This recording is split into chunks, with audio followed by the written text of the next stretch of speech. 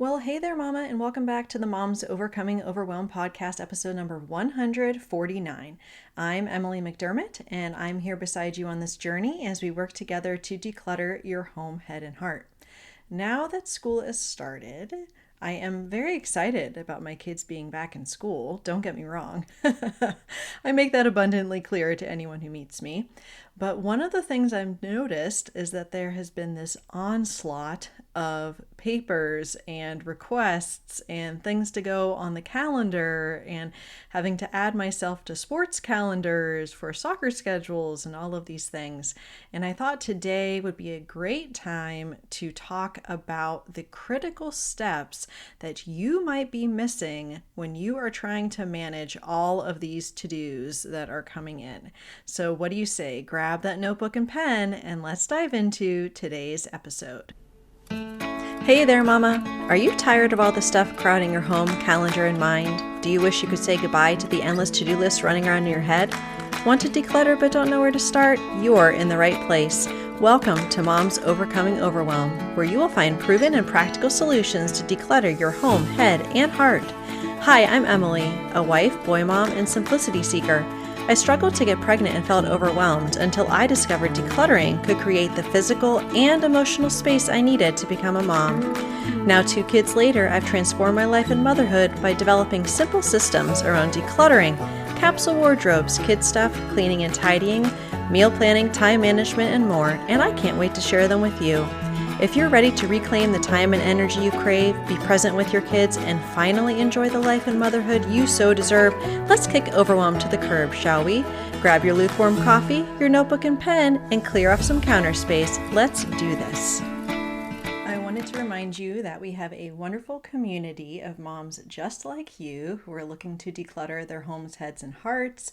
So I would invite you to go over to tinyurl.com/moms overcoming overwhelm so that you can join us. We just started a new 5-day decluttering challenge this week. You are welcome to join in, so I can't wait to see you over there. So one of the biggest components in our mental clutter, which is that mental thought swirl that keeps us up at night and prevents us from being able to be present with our kids during the day, is our to-dos, because they are never ending. As long as we are living on this earth, there is going to be someone wanting something from us. And I just borrowed a book from the library. I've been listening to it on my walks. I'm hoping to have the author on the show at some point.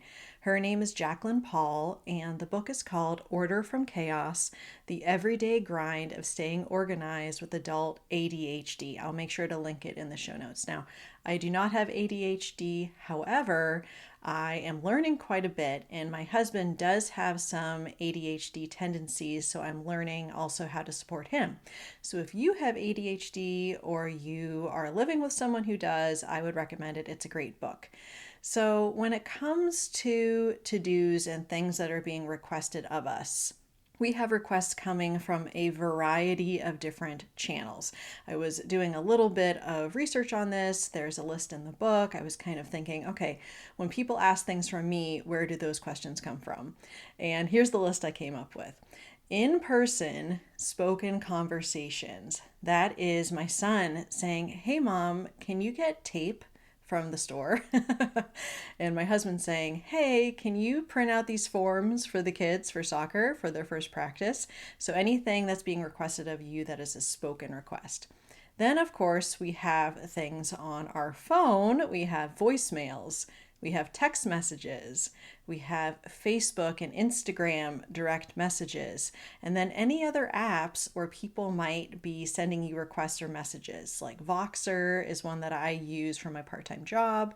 WhatsApp. Of course, there's a ton of different ones. So that's kind of the second bucket. The third bucket is snail mail and other paperwork. Of course, now we're having all the paperwork coming in from school. Number 4, emails. I'm sure that's making you cringe right now. Emily, if you could see my inbox right now. I know. And then number 5 are the thoughts generated from our own heads. Like when we are driving in the car or we're in the shower and we're like, oh, this is an amazing thought. What do I do with it? So the question is, what do we do with all of these requests? Well, there are three main steps, and my guess is you may not be doing all of them. So let's go ahead and jump in. The first is that we want to capture that thought. Okay, whatever the thought is, I need to get this from the store because my son asked me. I need to add this to the calendar because it's a soccer practice. And what I learned from this book is that if you can shorten the distance between the thought and the capturing of that thought, you are really helping yourself out, especially if you have ADHD, because people with ADHD, they tend to have difficulty with working memory, which is like that short-term memory. So in the distance from saying to someone, oh yeah, we should get together next week, and coming into your home from talking to them, you may not remember that. So you need to work with your brain and try to pick one or two central ways that you are capturing these thoughts. Now, in the book, Jacqueline, she actually is a big fan of sticky notes. Now, I do not have ADHD, and then also clutter, I consider that to be clutter. It kind of like freaks me out. But sticky notes might work for you, or having a small notebook with you at all times, doing a voice memo to yourself, writing something down in an Apple Note, or she even suggested having dry erase markers in the bathroom and writing on the mirror. Because you might think, oh, that's crazy, and I don't want to have dry erase markers in my bathroom. It really comes down to what works for you and your brain, and it's not crazy if it works for you. So permission to do what you need to do. Now, there are some times, like let's say that I have taken my kids to their eye appointment and they say, do you want to make your next appointment? I can look in my calendar and actually put that directly on my calendar. So sometimes we have time to actually get to step 3, which is the processing phase, and that's great. But usually things are really chaotic and we just want to make sure that we are capturing that item. So step number 2 is to collect all of those items. And ideally, we would have one central location for physical things and then one central location for digital things. So I've spoken before about how I have a physical inbox tray in our kitchen. So when I get the mail, when the kids come home and we empty their backpacks, any of those types of things go in my physical inbox. Also, if you like that sticky note idea, maybe you put all your sticky notes in there, anything physical going in one place. And then maybe you pick one or possibly two, but again, minimizing the number of collection points that still work for you, because we don't want to have things all over the place. That's kind of the problem in how things slip through the cracks. So maybe you're going to say, okay, I'm always going to do a voice memo to myself, or I'm going to write everything in this one Apple Note, or I'm going to use reminders on my phone, whatever works best for you. But you want to minimize those collection stations, as in whatever works without being extraneous. But then the third step is usually what people get hung up on. If it's not step number 1 or 2, it could be number 3, which is actually processing that item and being intentional about the time you set aside to process it. Otherwise, you're just reacting and you're putting out fires, and that's what we're trying to avoid. So at the end of the day, for me, it's usually after the kids go to bed, I'm looking in my physical inbox tray and I'm saying, okay, well, here's mail I have to go through. Here's a worksheet I need to look at. Here's a permission slip I need to sign. And I'll link to the episode that I do about paper processing, but then I'm actually going to be processing that paper, right? And if you have your sticky notes of reminders, then you're processing those too. And in episode 117, I talk about the Eisenhower matrix, which is where you're going to figure out which D this falls into. If it's something you need to do immediately, if something you need to decide, which means you're going to schedule it for another time, something you're going to delegate to someone else, or that you're just going to delete it because it doesn't need to be done by you at all. And some of the tools that you might need in order to help you with this process could be a printer, a scanner, a shredder, a file cabinet. So let's go through those four first. Those are kind of some of the like physical things. Printer, of course, not a requirement, but if you have school paperwork that's being emailed to you that you want to print out and return, or if you have anything really, the odds and ends that you need printed, I like having our printer. We don't use it a ton, but it's helpful. Also, I use my scanner frequently. You can scan things directly from your phone. If you have an iPhone, you can do this in Apple Notes. And if you join the Facebook group, I can direct you to the training that I have on that. But if you want to scan several documents, it's helpful to have a good scanner and then a shredder for anything that's sensitive information. And anything that you're keeping long term, you would want sort of like a basic file cabinet. In this book, Jacqueline, she recommends just having like a 2-drawer file cabinet because you don't really have to keep a lot of physical documents for the most part. Then we get to more of like the electronic side of things. So Apple Notes, when I scan a document, I'm actually creating an Apple Note, and then you can share notes with people. So I share notes with my husband about the kids' school stuff or their medical things, like the explanation of benefits from their checkup, for example, and also a shared calendar app.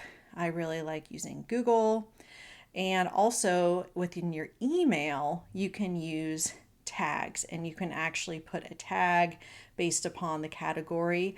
Or one thing in the book I thought was a brilliant idea was to tag things as waiting if you're waiting to hear back from someone for the next step. So that way, as part of your review, you can say, wait a minute, I feel like I sent an email a couple days ago. I haven't heard back. I want to follow up on that. So you're closing all of those open loops. And finally, you probably want to have some sort of task management system, especially if, like me, you also have things on the work or business side. So I use MeisterTask. It was recommended by Chelsea Jo Moore from Systemize Your Life, and I really enjoy it. But there's also Asana and ClickUp and several different options for you. The point is you have to have a reliable system that is going to work for you and to actually take the time to process what is coming in. So to recap, this is definitely the time of year when we're recognizing that there are a lot of to-dos coming in. And so we need to understand in this 3-step system what maybe might be our weak spots. So the first thing we want to do is capture the thought or capture the to-do list item and shortening the distance between your head and the collection point. And then being able to have those physical and also digital collection points as step number 2. And step number 3, to actually process that item, setting time aside, maybe every 1 or 2 days, so that you're able to process those. So on Thursday, we are going to talk with Danielle Bettman. She is from the Failing Motherhood podcast. She's fantastic. We have done a swap in the past, and so you'll recognize her as a return guest. We're going to be talking about decluttering the expectations that we put on ourselves and that others put on us as moms. So I can't wait to see you on Thursday. Bye for now. If you like today's podcast, here's what you can do. Just take 30 seconds to leave me a review. I know you're a busy mama. You're overwhelmed, in fact, but 30 seconds of your day makes such an impact. I'll be blessed by your words. They'll definitely make my day. And who knows, you might be entered for this month's giveaway. In Apple Podcasts, scroll down to write a review. Thanks so much for your time. I'm so grateful for you.